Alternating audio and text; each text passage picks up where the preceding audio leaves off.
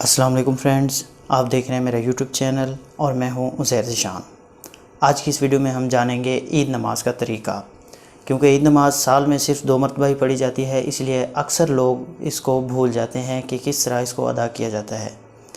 سب سے پہلی بات تو یہ ہے کہ عید نماز میں اور دوسری نماز میں جو سب سے بنیادی فرق ہے وہ یہ ہے کہ عید کی نماز کے اندر 6 زائد تکبیریں ہوتی ہیں جو دوسری عام نماز کے اندر نہیں ہوتیں۔ تو آئیے چلتے ہیں اور سیکھتے ہیں عید نماز کا طریقہ۔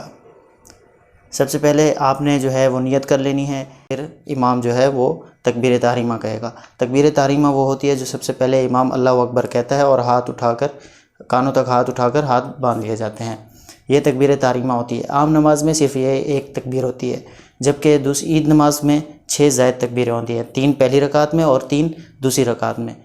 پہلی رکعت میں امام جب تکبیر تحریمہ کہے گا اور ہاتھ باندھ لیں گے سب، تو امام سب سے پہلے ثنا پڑھے گا، جس کو ہم سبحانک اللہم بھی کہتے ہیں۔ ثنا کے بعد امام جو ہے وہ تکبیر کہے گا اور اللہ اکبر کہہ کر آپ نے ہاتھ چھوڑ دینے ہیں۔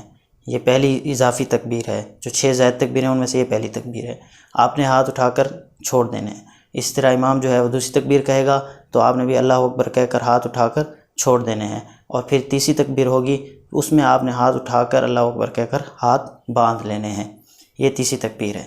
یہ پہلی رکعت کی 3 زائد تکبیریں ہوگی۔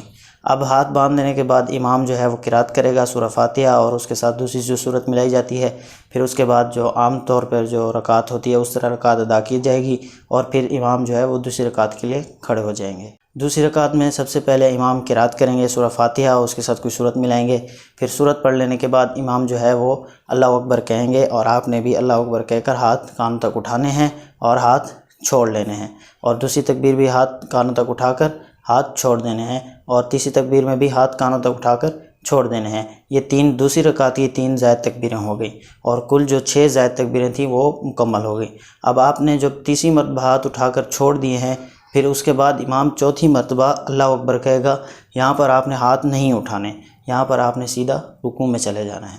رکوع میں جانے کے بعد عام جیسے نماز ہوتی ہے اسی طرح نماز پوری کی جائے گی، اور امام کے ساتھ آپ سلام پھیریں گے۔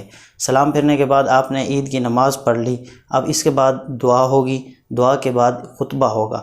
یاد رکھیں عید نماز واجب ہے، اور عید نماز کا خطبہ سننا بھی واجب ہے۔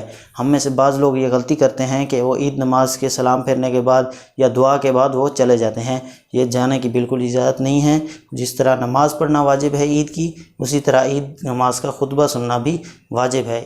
امید کرتا ہوں آپ نے عید نماز کا طریقہ سیکھ لیا ہوگا، اور اگر آپ کو سمجھ نہیں ہے تو اس ویڈیو کو دوبارہ دیکھ لیں، اور اگر کوئی مسئلہ ہو، کوئی پریشانی ہو تو کمنٹ باکس میں مجھ سے پوچھ سکتے ہیں۔ آج کی ویڈیو کے لیے اتنا ہی، مجھے دیجیے اجازت۔ اللہ حافظ و ناصر۔